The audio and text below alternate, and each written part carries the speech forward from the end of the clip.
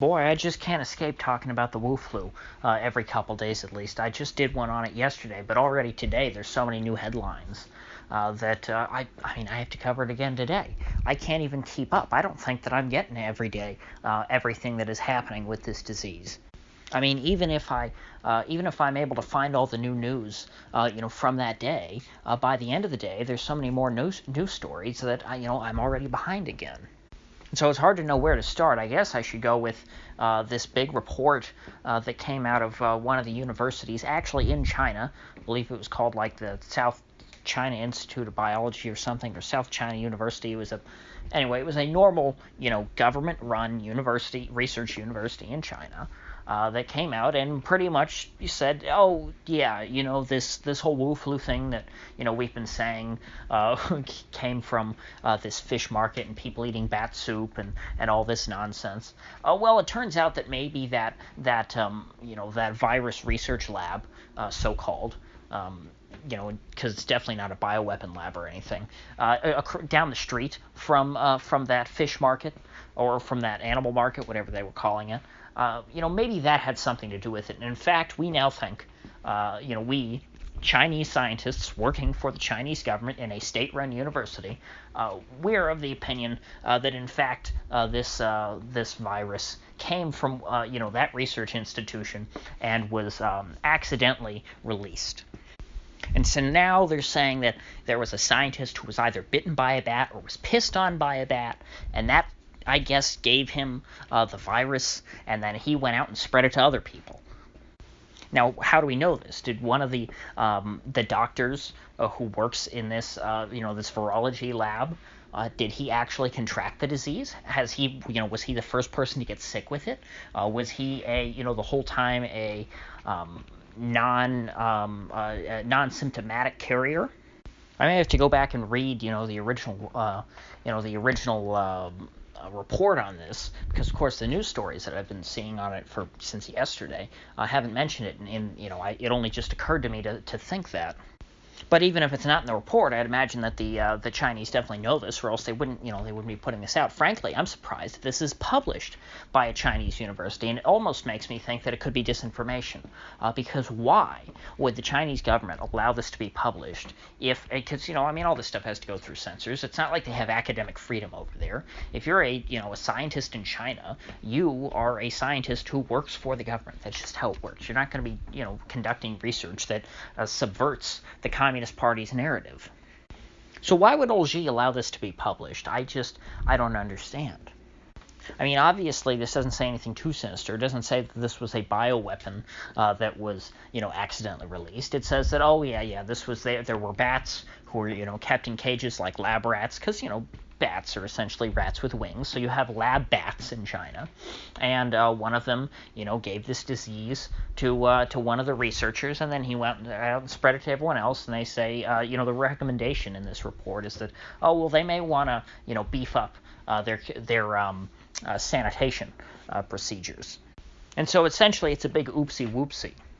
But still nothing that makes the Chinese government look good or, not at fault. Are they doing this as sort of a preemptive mea culpa so that they can, get out in front of this story because they know that everywhere else has already figured it out, that this, perhaps was some kind of bioweapon that escaped, and that they're trying to front-run that narrative and come up with something that's a little more benign? Because frankly, I find, the fact that this was published by the Chinese to be a much more intriguing sort of, tale than, the idea that, this was a bioweapon itself. I find it, harder to believe that the Chinese government would publish, what little of an admission this is versus, the actual reality of the situation. Because above all, no matter what happens, you would not expect the government to admit fault.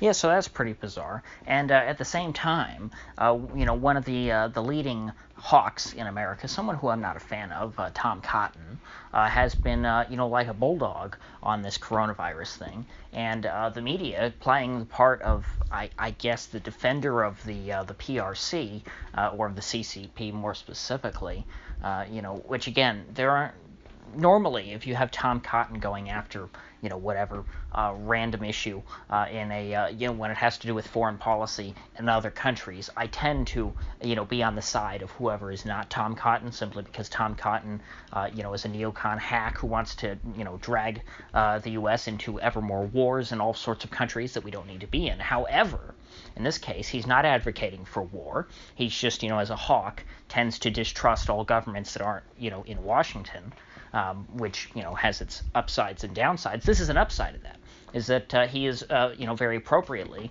questioning these numbers coming out of China and making it pretty clear that, it is his professional opinion, based on what he's heard, I assume, from intelligence briefings, that the Chinese are lying about all of what's going on. And he seems, that we really should be looking into this possibility that this came from a bioweapon lab in Wuhan, because of course, the virology lab, they're not going to call it a bioweapons lab or anything like that. Nobody who has a bioweapons lab would come right out and say that. They'd say, oh, well, we're just studying infectious disease.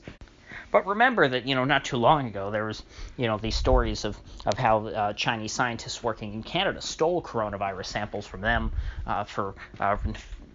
under seemingly strange circumstances. And there's also this biologist who worked for Harvard who was just arrested for being a Chinese spy. There's a lot of strange, happenings with respect to China and viruses. And so the media's very haughty and condescending screeds about how this absolutely could never have been a bioweapon. It just comes off as, special pleading for Red China. Because, of course, do we know that for a fact? No, of course not.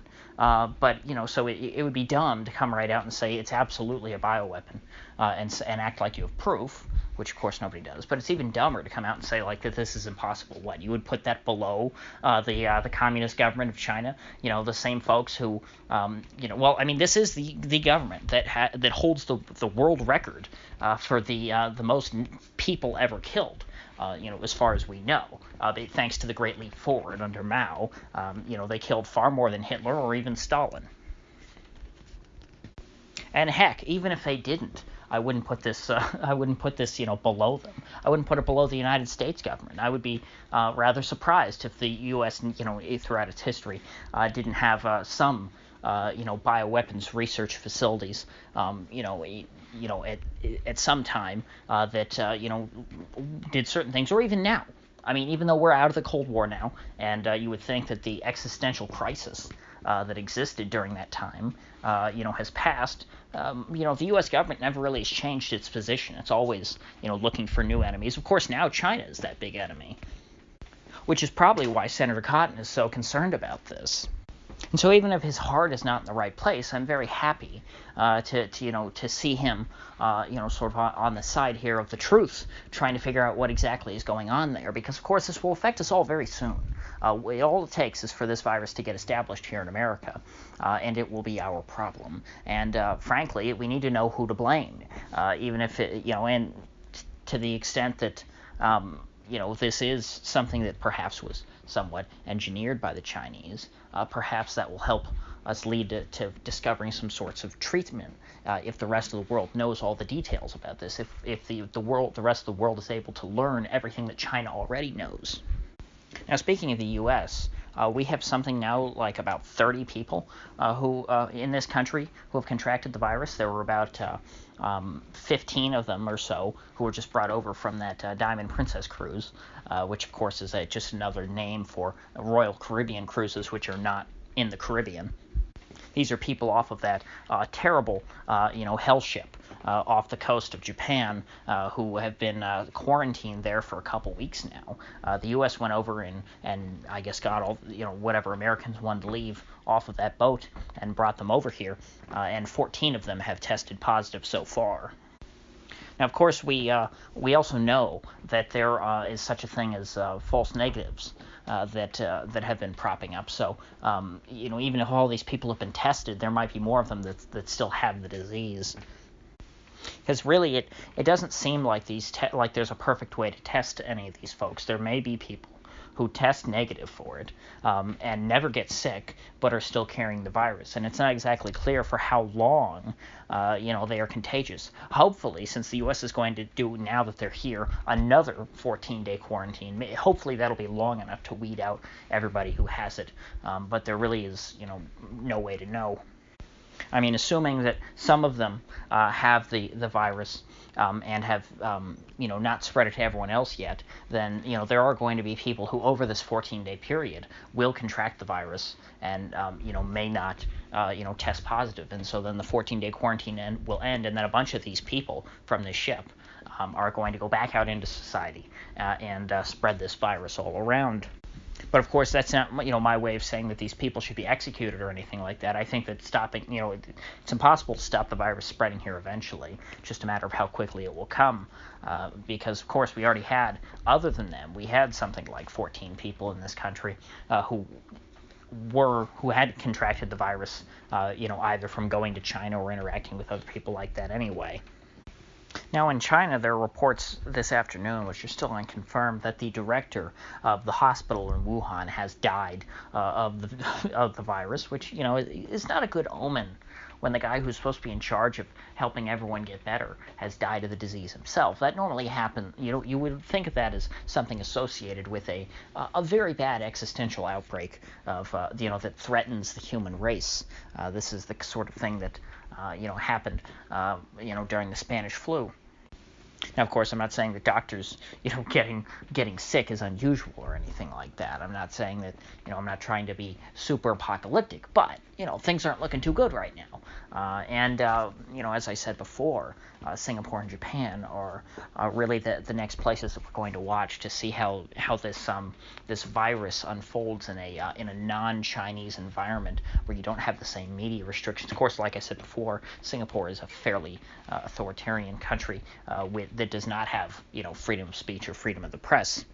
But they're nowhere near as locked down as China. So we'll learn, and they've been pretty transparent so far, the government. I think that, their language has been, far more realistic than, say, that of the World Health Organization and certainly that of China. In Japan, there's a report coming out now about, we've been hearing a lot about taxi drivers, such as taxi drivers who, carted around people with this Diamond Princess cruise, and taxi drivers and bus drivers who carted around Chinese guests. Well, there's one taxi driver who apparently had some kind of a birthday party or whatever on a boat. Another boat, before he knew that he was sick, and they had a karaoke party, and people think that it might have spread through the microphone, and so it's possible that everyone on that boat got the virus and is now spreading it all around Tokyo. So Japan, again, already with their declining population and their very aged population, may very well be culled by this virus as it tears through their very elderly population. We, of course, have already had an elderly Japanese woman die of this virus. So I think that's about everything that there's left to cover today, at least so far. That's the big stuff that I saw. So if you gained anything of value out of this video, I'd appreciate you clicking that like. Please do subscribe, because I do upload every day and I'd hate to have you miss one. So I'll see you folks back here tomorrow.